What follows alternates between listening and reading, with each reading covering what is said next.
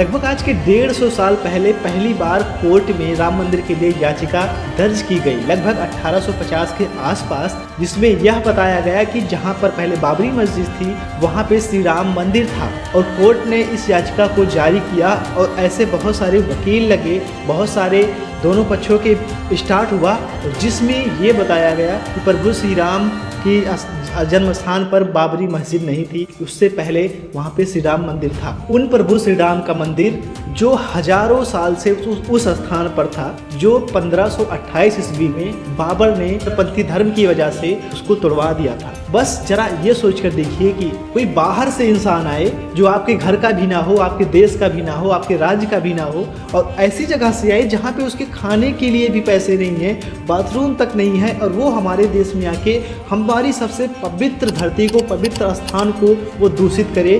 वो कितना गंदा हो सकता है, कितना नीच हो सकता है, उसके बारे में हम बात करेंगे। हमने बाबर की पूरी कुंडली निकाल के रखी हुई है, इस वीडियो में पूरा बताएंगे कि वो कितना नीच तरह का था और किस तरह से उसने इस मंदिर को तोड़ा, उसके स्थान पर क्या किया और कैसे फिर से पुनर्निर्माण होने जा रहा है। आप इस इतिहास से ये सीख पाएंगे कि कोई संघर्ष की लड़ाई कोई रातों रात नहीं जीती जाती, इसके लिए कितनी पीढ़ियां कुर्बान करनी पड़ती हैं, कितने लोगों की शहादत दी जाती है और कितने लोगों की जान गंवाने के बाद कोई बड़ी लड़ाई जीती जाती है। ऐसा फ्यूचर में कभी ना हो, इसके लिए इस इतिहास को समझना आपके लिए बहुत ज़रूरी है, हम सब के लिए ज़रूरी है, ताकि कोई भी घटना जो पहले हो चुकी है वो दोहराई न जाए। और जब हम अपने इतिहास को नहीं जानेंगे, इससे पहले हम अपने फ्यूचर को प्रेडिक्ट नहीं कर सकते कि फ्यूचर में क्या होने वाला है। तो इतिहास को जानना बहुत ज़रूरी है, और ख़ास करके प्रभु श्री राम का इतिहास, उस मंदिर का इतिहास जो हमसे अक्सर छुपाया गया, ना हमें कहीं कॉलेज में बताया गया, ना हमें कहीं किसी जगह पे बताया गया, लेकिन उस पे हम एक एक पॉइंट पे रिकवर करने जा रहे हैं पूरी तरह से। इतिहासकारों की माने तो जो मंदिर भव्य मंदिर था उसे भगवान के पुत्र कुश ने बनवाया था लगभग 3000 ईसा पूर्व, और वो बहुत ही भव्य मंदिर था। उसके बाद में वो मंदिर यूं ही चलता रहा, उसमें पूजा पद्धति होती रही, बहुत साल बीत गए, कोई कुछ नहीं होता है, सब अपने तरीके से हो रहा था। उज्जैन के राजा विक्रमादित्य अयोध्या आए और उन्होंने यहाँ के कई मंदिरों को फिर से ठीक करवाया। कई सालों तक हिंदू यूं ही पूजा करते रहे। फिर शुरू हुआ महाघमासान। 30 अप्रैल 1526 को बाबर और इब्राहिम लोदी के बीच युद्ध होता है।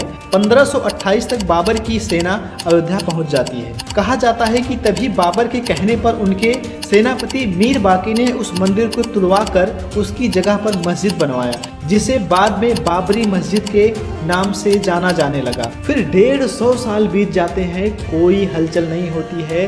जैसे लोग मस्जिद में जाते, पूजा कर, अपना नमाज पढ़ते, सारी चीज़ें होती रही। उसके बाद वह दौर था जब भारत में मुगल शासक की जड़ें काफ़ी गहरी थी कि साल 1717 यानी बाबरी मस्जिद बनने के तकरीबन 190 साल बाद जयपुर के राजा जयसिंह द्वितीय कोशिश करते हैं कि मस्जिद और उसके आसपास की जगह उनको मिल जाए। वो जानते थे कि हिंदुओं के लिए यह जगह कितनी ज़्यादा महत्वपूर्ण रखती है, क्योंकि उस जगह पे प्रभु श्री राम का मंदिर था और वो मंदिर को हमेशा यूं ही बनाए रखना चाहते थे। लेकिन मंदिर तो टूट चुका था, इसलिए जो आसपास की जगह थी वो चाहते थे कि उनको पूरी तरह से मिल जाए। जैसे कि उस वक्त के मुगल शासकों में से संबंध भी काफ़ी अच्छे थे, मगर यह ऐसा नहीं कर पाते। लेकिन वो मस्जिद के पास की एक राम चबूतरा बनवा देते हैं, ताकि हिंदू लोग अपने जो है भगवान की पूजा करें। और यूरोपियन जियोग्राफर जोसेफ स्टेफन, जो खुद अब 1766 में 1761 के बीच इसी जगह पर थे, उन्होंने भी अपनी रिपोर्ट में राम चबूतरे होने की बात की तकदीर की थी। वे ऐसे वक्त था जब मुसलमान मस्जिद के अंदर नमाज पढ़ते थे और हिंदू बाहर चबूतरे पर पूजा किया करते थे। मगर मंदिर गिराने के 250 साल के बाद भी हिंदू इस दर्द को भूल नहीं पाए थे कि जिस स्थान पर आज मस्जिद है उस स्थान पे पहले भव्य श्री राम जी का मंदिर हुआ करता था। यूँ तो पूरी अयोध्या में प्रभु श्री राम के बहुत सारे अनेकों मंदिर थे जिसमें अलग अलग तरह की पूजा अर्चना होती थी, लेकिन हिंदुओं के लिए यह बात खटक रही थी, क्योंकि जहाँ पे प्रभु श्री राम मंदिर का था वहाँ पे प्रभु श्री राम का जन्म हुआ था, जिसकी बात वेदों में भी दर्शित है, वेदों में भी की गई है। और प्रभु श्री राम के जन्म स्थान की जगह मंदिर को तोड़कर मस्जिद बनवा दी गई। और अब कानूनी लड़ाई का वह दिन शुरू होने जा रहा था। 1813 में पहली बार हिंदू संगठनों द्वारा कोर्ट में याचिका दायर की जाती है कि जिस स्थान पे आज बाबरी मस्जिद है वहाँ पे पहले प्रभु श्री राम का भव्य मंदिर था जो उनके बेटे कुश के द्वारा बनवाया गया था। और हिंदू संगठनों के द्वारा ये भी दावा किया जाता है कि 1528 में बाबर के सैनिकों द्वारा उस मंदिर को पूरी तरह से ध्वस्त कर दिया गया, उसके अवशेषों को जमीन में दबा दिए गए और उसके स्थान पर एक मस्जिद की निर्माण की गई जिसका नाम बाबरी मस्जिद पड़ा। माना जाता है कि फैजाबाद के अंग्रेज अधिकारियों ने भी मस्जिद में हिंदू मंदिर जैसी कलाकृतियों के मिलने का जिक्र अपनी रिपोर्ट में किया था और 1833 में 552 फीट दूर बनाए गए राम चबूतरे पर पूजा शुरू कर दी। इसके बाद 1885 में यानी आने से पहले यह मामला अदालत पहुंचा। उस वक्त निर्मोही अखाड़े के महंत रघुवर दास ने राम चबूतरे पर छतरी लगाने की अर्जी थी जिसे अदालत ने ठुकरा दिया। पर इस घटना से यह पता चलता है कि निर्मोही अखाड़ा कब से राम मंदिर की लड़ाई लड़ रहा है। इसके बाद 1934 में पहली बार अयोध्या में दंगे शुरू होते हैं और हिंदू मुसलमानों के बीच में काफ़ी लड़ाई होने के बाद मस्जिद की एक दीवार टूट जाती है। हालांकि बाद में इसे ठीक करवा दिया जाता है, लेकिन उसके बाद वहाँ पे नमाज तो बंद हो जाती है। लेकिन वो दौर उस वक्त का था जब हमारे देश में अंग्रेजों के साथ लड़ाइयाँ चल रही थी, क्योंकि 1920 से लेकर 1947 तक अंग्रेजों के बीच में और हमारे स्वतंत्रता सेनानियों के बीच में काफ़ी लड़ाइयाँ लड़ी गई। तो राम मंदिर का मुद्दा बहुत छोटा था, फिर भी कहीं ना कहीं बाहर से राम मंदिर का जिक्र होता रहा है और उस वक्त कोर्ट में इसकी लड़ाई लड़ रही थी, लेकिन कोई खास सुनवाई उस वक्त नहीं हो रही थी। मगर देश की जनता प्रभु श्री राम के भक्त बाबर के मस्जिद बनवाने के 400 साल बाद भी अपने हक की लड़ाई लड़ रहे थे।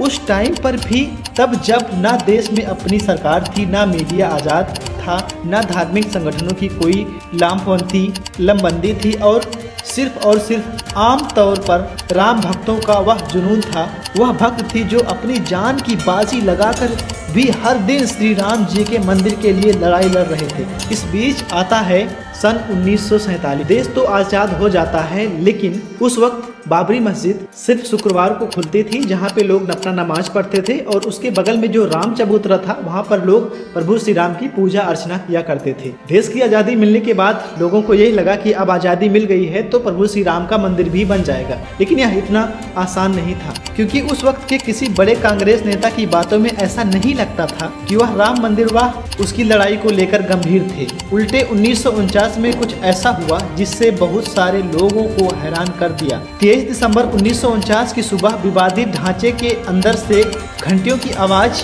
आने लगती है। पता चलता है कि वहां श्री राम जी की पूजा हो रही है। हिंदू पक्ष दावा करता है, लेकिन मुस्लिम पक्ष का ये कहना था कि रात के अंधेरे में कोई रातों रात जाकर उस मूर्ति को वहां रख आया और दोनों पक्षों में आपस में भिड़ंत होने लगी। मामला इतना बढ़ जाता है कि आसपास के लोग वहां पे बहुत भारी संख्या में जमा हो जाते हैं और धीरे धीरे यह बात तब के प्रधानमंत्री पंडित जवाहरलाल नेहरू तक पहुंच जाती है। वो डिस्ट्रिक्ट मजिस्ट्रेट के नायर को आदेश देते हैं कि मूर्ति को वहां से हटाकर पहले जैसी स्थिति बहाल की जाए, जिस पर के नायर हाथ खड़े कर देते हैं। उनका कहना था कि यहाँ इतनी भीड़ है कि अगर मूर्ति हटाई गई तो स्थिति बेकाबू हो जाएगी। वैसे भी वहाँ एक बार वहाँ मूर्ति रख दी गई तो कोई पुजारी मूर्ति को हटाने के लिए तैयार नहीं होता। उसके बाद 27 जनवरी को के नायर के पास दूसरी चिट्ठी आती है और उनसे फिर से कहा जाता है कि उस मूर्ति को वहां से हटा दो, लेकिन उनका जवाब सेम होता है। लेकिन के नायर साहब पर बहुत ज़्यादा प्रेशर और दबाव पड़ने के कारण वो लास्ट में जाकर तंग आकर सरकार से वो इस्तीफा दे देते हैं और यह सुझाव सरकार को देते हैं कि जहाँ पे मूर्ति प्रकट हुई है वहाँ पे जालीनुमा गेट लगवा दिया जाए। और यह सुझाव सरकार को बेहद पसंद आता है और सरकार ऐसा ही करती है। लेकिन के नायर साहब का इस्तीफा सरकार मंजूर नहीं करती है। इसके बाद 1950 में हिंदू महासभा के वकील गोपाल विशारद ने फैजाबाद जिला अदालत में अर्जी दाखिल कर रामलला की मूर्ति की पूजा का अधिकार देने की मांग की। इसके बाद अगले 35 सालों तक हिंदू पक्ष और सुन्नी वक्फ बोर्ड अपने अपने तरीके से उस स्थान को अपने हवाले करने का दावा अदालत में करते हैं, मगर कुछ होता नहीं है। फिर 1980 में बीजेपी के सामने आने के बाद राम मंदिर आंदोलन को लेकर चीजें बदल जाती हैं और यह वो वक्त था जब संघ विश्व हिंदू परिषद और बीजेपी सभी अपने अपने तरीके से श्री राम मंदिर आंदोलन को तेज करने में लगे जाते हैं। 1984 में दिल्ली के विज्ञान भवन में एक कार्यक्रम करके यह लोग राम मंदिर के लिए सीतामढ़ी निकालने का भी कार्यक्रम बनाते हैं, मगर 1984 में इंदिरा गांधी जी की हत्या के बाद यह कार्यक्रम टाल दिया जाता है। फिर आता है साल 1986।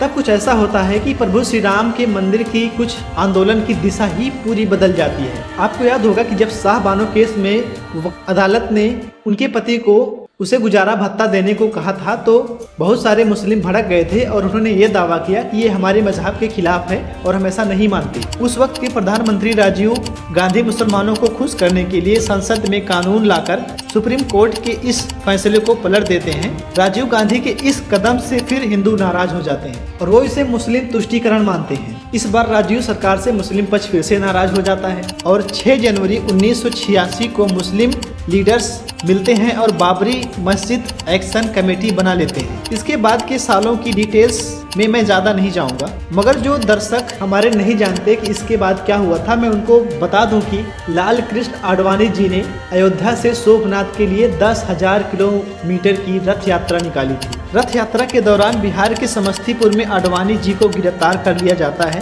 फिर उसी दिन यात्रा का अयोध्या में समापन होना था। उस दिन बहुत बड़ी घटना शुरू हो जाती है। उस दिन बहुत बड़ी संख्या में कार सेवक अयोध्या पहुंचकर विवादित ढांचे पर झंडा फहरा देते हैं और भीड़ को काबू करने की कोशिश में मुलायम सरकार उस वक्त कार सेवकों पर गोलियां चलवा देती है। सिंह के कहने के बाद भी उन सारे बैरिकेडिंग को तोड़ते हुए हजारों की संख्या में वहाँ पहुँच गए, जिसमें कई सारे कार सेवक शहीद हो जाते हैं। सिंह ने हत्याकांड करवा दिया, हमारे कार सेवक मर गए।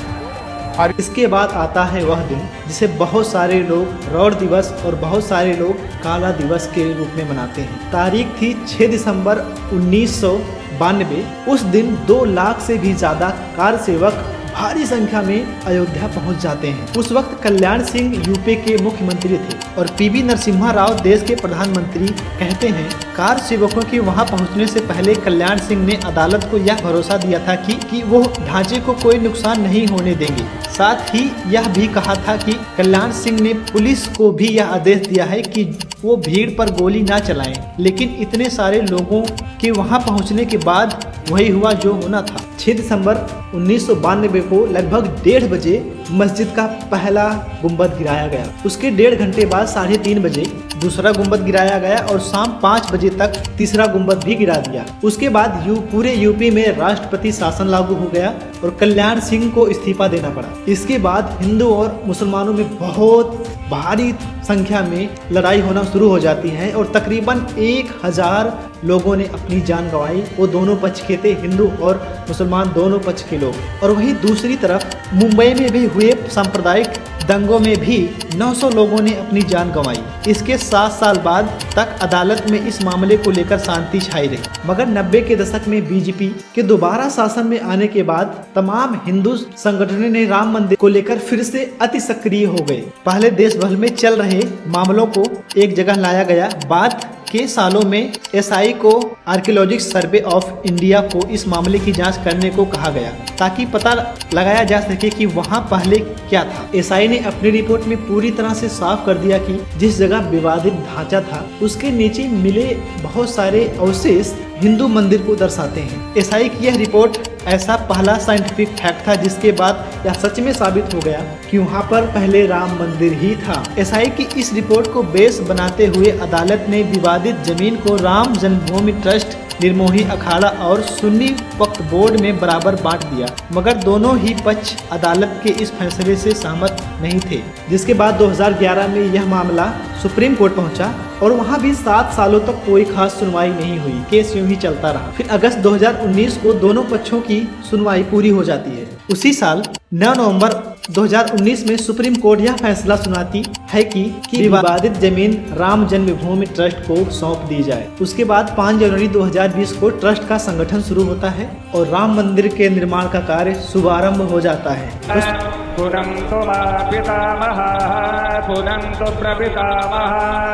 दोस्तों 1528 से लेकर आज तक यानी कि 492 साल तक ये लड़ाई बहुत ही ज्यादा खौफनाक और बहुत ही ज्यादा हिंसा भरी थी।